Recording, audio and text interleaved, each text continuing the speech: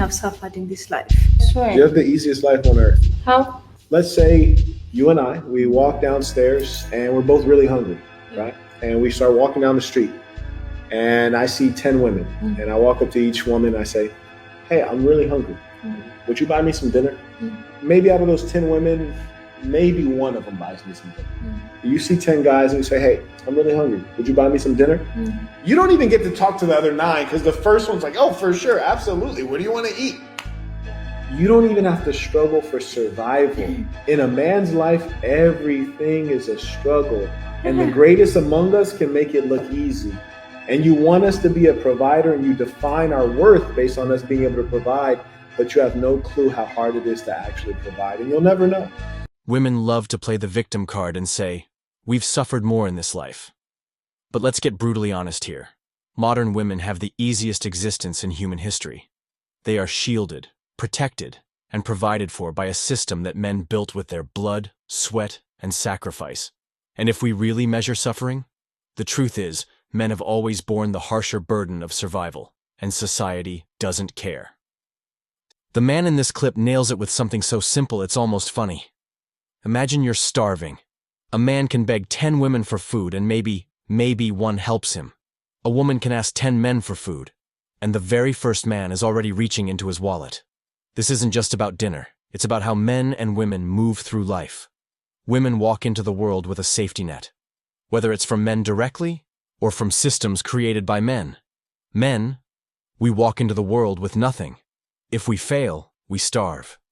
If we break down, nobody cares. This isn't new. Throughout history, men have been treated as disposable.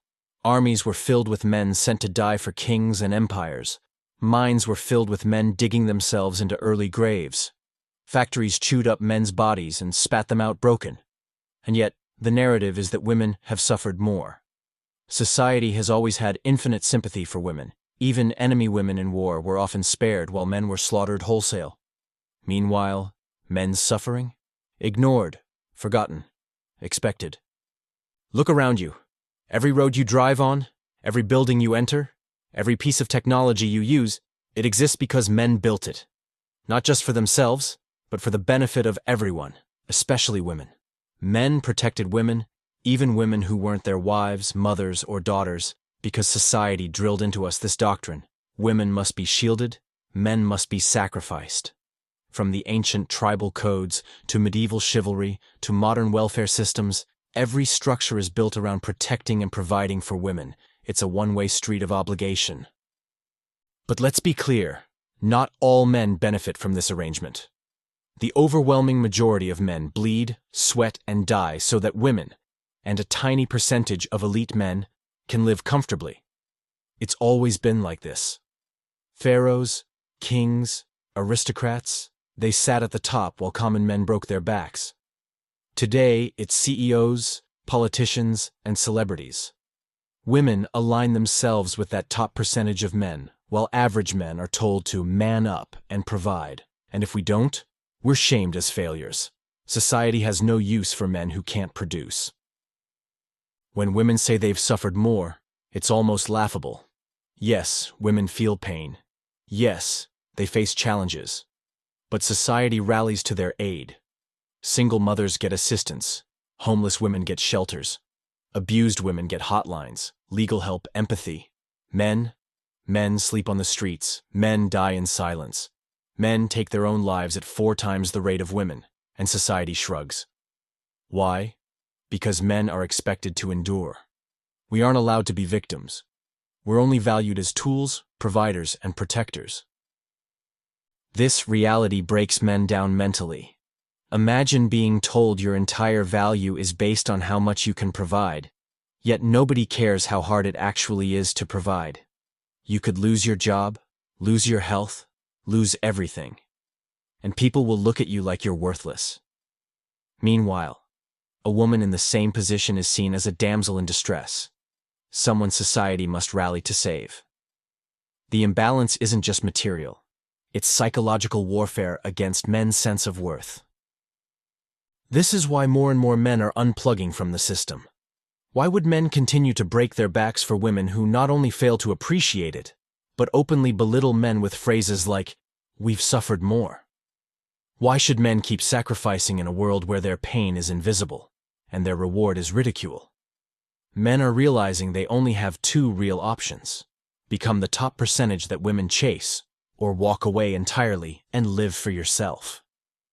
The next time you hear a woman claim that women have suffered more, remember this: men built the world she lives in, men keep it running, and men will continue to struggle in silence while she enjoys the benefits.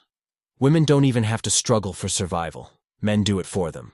And that, gentlemen, is the greatest trick society ever pulled, convincing the very people who benefit most that they are the greatest victims. Women don't actually feel guilt. If you've ever seen a really nasty divorce where the woman just fleeces the guy for his entire net worth and takes the kids and doesn't give him visitation rights and poisons the mind of her kids against him, for example, the woman never feels any kind of guilt around this. And I've come to the conclusion that women don't actually feel guilt the way that men can feel guilt, but they do, however, feel shame, and they are extremely susceptible to shame, and they will change their behavior almost immediately if the public, the tribe they're a part of, shames them for a certain behavior. Have you ever wondered why women can destroy a man's entire life, his reputation, his finances, his children, and then walk away smiling? Why is it that men wrestle with guilt when they make mistakes, but women don't? Here's the truth. Women don't feel regret, not the way men do. They don't carry the weight of remorse. They only feel shame. And shame? That's external. It only exists if society holds them accountable. If nobody calls them out, if nobody enforces consequences, they feel nothing. And in today's feminist culture, where women are worshipped and men are disposable, shame doesn't exist. That makes them dangerous, not just to men, but to civilization itself. Think about what feminism has done. It sold women the ultimate lie. You can have it all: freedom, power, independence, and zero accountability. And the first weapon they handed women? No-fault divorce. Before that, marriage was binding. You couldn't just walk away because you got bored. You needed serious grounds: abandonment, abuse, infidelity. That forced couples to work it out. But with no-fault divorce, women were handed a nuclear button. At any moment, they could detonate the family and walk away. Ask yourself, how many men do you know who lost everything in divorce court? How many fathers are alienated from their children because the state backed the mother? How many families were destroyed not because of abuse, but because she wasn't happy? The fallout has been catastrophic. Fatherless homes are now the #1 predictor of crime, drug abuse, and poverty. Children of divorce struggle more in school, in finances, in relationships, and the state, the ultimate parasite, steps in as daddy government, feeding a welfare underclass that votes to keep the cycle going. This isn't progress, it's engineered collapse. Now, let's talk about mate choice. Feminism told women, marry who you want, date who excites you, follow your heart. Sounds sweet, doesn't it? But in reality, it's social chaos. Because women don't follow their hearts, they follow status. When left unchecked, women chase the top 10% of men, the alphas. And what happens to the rest? Millions of men get discarded, invisible, useless.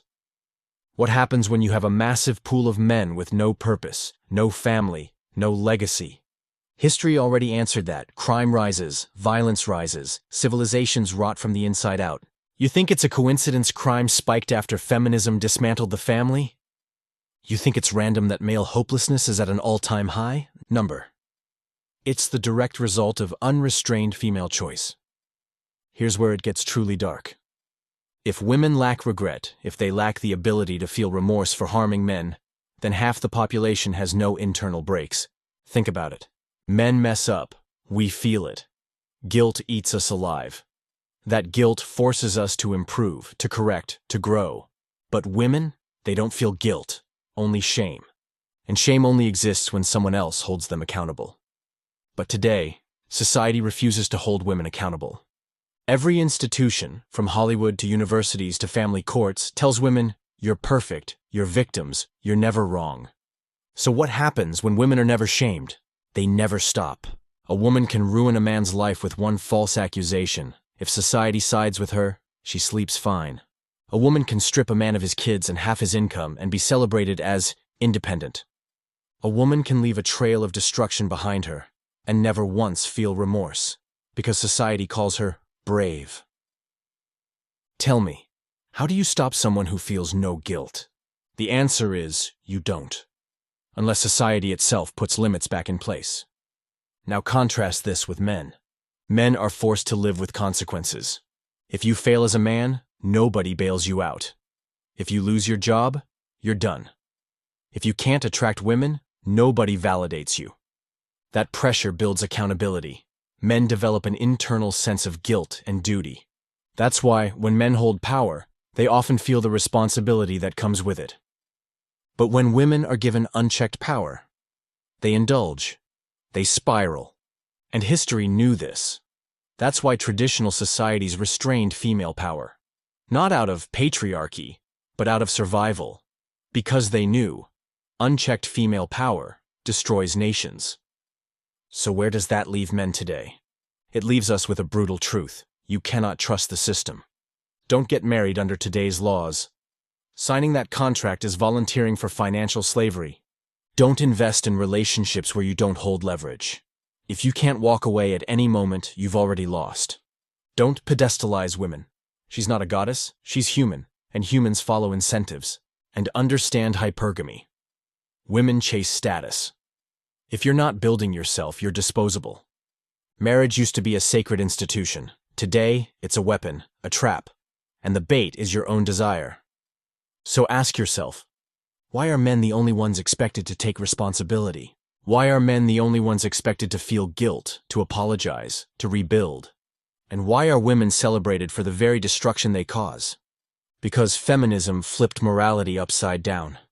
It taught society to reward women for betrayal and punish men for loyalty. So let's bring this full circle. Women don't feel regret for destroying men, because regret requires empathy for men. Instead, they only feel shame. And shame disappears when society refuses to enforce consequences. That's why feminism gutted the family. That's why crime rose. That's why men are hopeless. And that's why the modern man must wake up. Avoid the traps, build leverage, never surrender power. Because in this system, the only person who will protect you is you.